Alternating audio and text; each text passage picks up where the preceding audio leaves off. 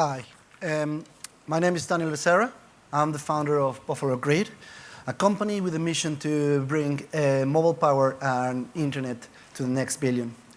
Almost half of the population of the planet, as we just seen, have never experienced the internet.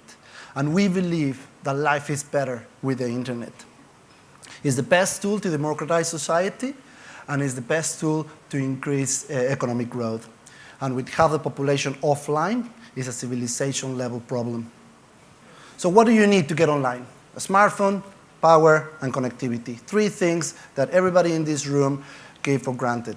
But for many people in this world, they're far from granted. We know how smartphones are amazing and all the benefits that they can bring you. And in terms of connectivity, 3G and 4G coverage is expanding very rapidly, but it's getting harder and harder to reach the last mile. And when it comes to power, there's so many places with unreliable access to it, so people are being left to scavenge for power on a daily basis.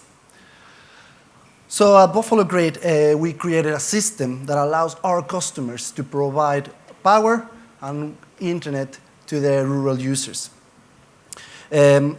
We created the Buffalo Grid Hub, which is connected to a solar panel that generates electricity that is stored in the batteries, and then that can provide power to run mobile phones. The hub is connected to the cloud platform that allows our customers to manage and monitor those fleets of hubs remotely. And together, the cloud and the hub create a service that is affordable, easy to use, and it's very scalable. The inbuilt screen allows our customers to promote the other products and services. And as well, once you deploy these hubs in the shops, they increase the market acquisition and market retention of our partners, as well as other benefits. One of those benefits examples is how the screen has been used by WhatsApp to promote, to inform our users about the dangers of fake news in India. We are now operating in India. We partner up with Airtel, one of the biggest network operators in the country, and we are deploying our hubs through the network of shops across Uttar Pradesh at this moment. We run a subscription-based model, so each month we receive $60 from our customers. So the hub generates around £2,100 on the 3-year common lifespan of it. That allows us to make a scalable and profitable solution, which is the best way to create impact. So in terms of impact, we've seen how our one hub usually reach around 1,000 people. So with 1,000 hubs, we will be reaching our first million unique customers. Our hubs as well increase the income of our agents and has about 10x return of investment for our customers. So that is all. We have aligned the interests of all the stakeholders to make, again, a scalable solution.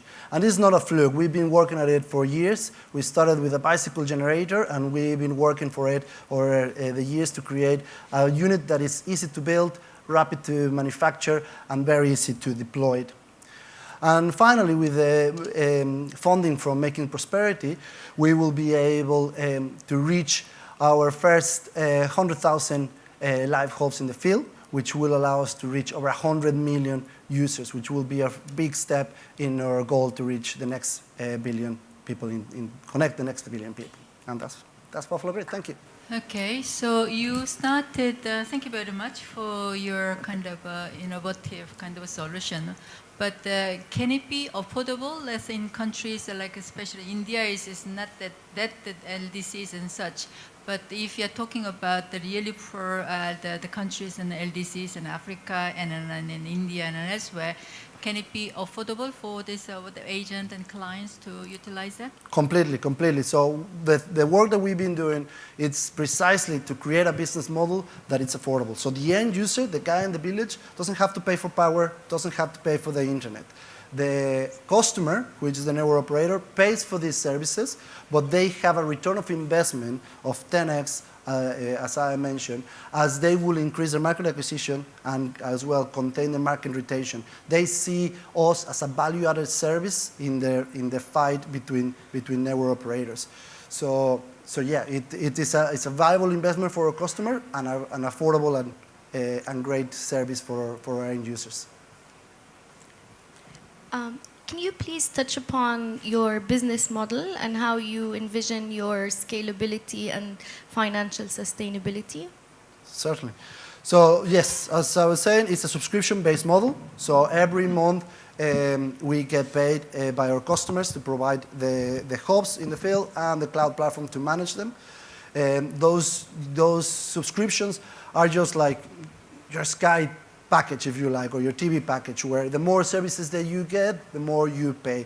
So the basic subscription is what I mentioned, but as well we envisage always being the cutting edge of innovation. So creating new services to reach these communities. We see the hub and the cloud as a platform to provide many more services, and those services will be added on to that bill. So that makes it affordable and scalable. Then there's the second part, which is the capital expenditure for the production of the hubs, which we can use normal venture financing as our product pays itself within a year. So in terms of this type of rural markets and impact investment, our return within a year is very, very fast. So that's where we haven't had any issues securing that finance. How could this award here? Yes, so one of the key things that we want to do with the award is to work on innovations around this remote connectivity. So at the moment, our hubs use 3G or 4G coverage. So we use the GSM network and convert that into a hotspot. But we are looking into ways to actually expand it using mesh networks, TV white space. There's so many fields of innovation that we can work around. So that's the key thing about this kind of competitions, allow us to work in the innovation side of things, keeping obviously our operations and things on track.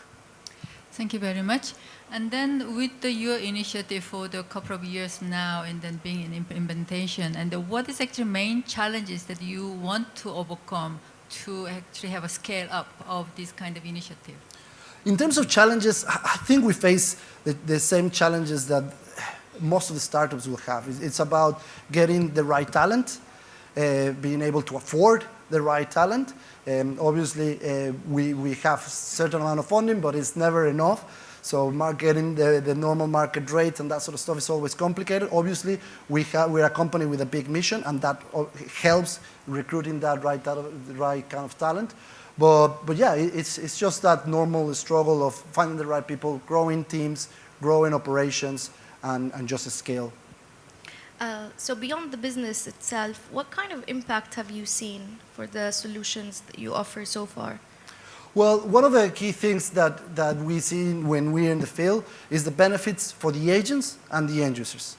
So the agent, one of the stories that I remember well was one agent that was able to open a second shop just thanks to the extra income that it generates, because it as well increased the footfall of those stores. So lots of people come in, they double their income, they open a second shop, and they become their own entrepreneurs, creating growth that obviously is translated into their families and support. And so that's a really positive story about the agents.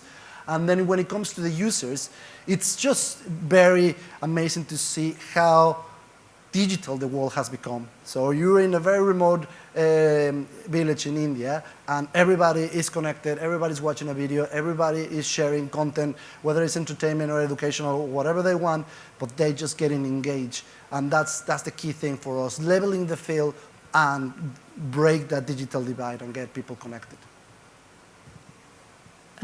It might be repetitive, but I was wondering if you could tell us a little more about what do you think is the most innovative aspect of your initiative, what it brings? I think it's around that business model. It's about that alignment of interest where everybody wins. So the end user gets what they need, the customer increases their revenues, which is what they're interested, and also we provide a service that is a platform for many more services to reach those villages. So it's a win-win situation that always it's the best case scenario.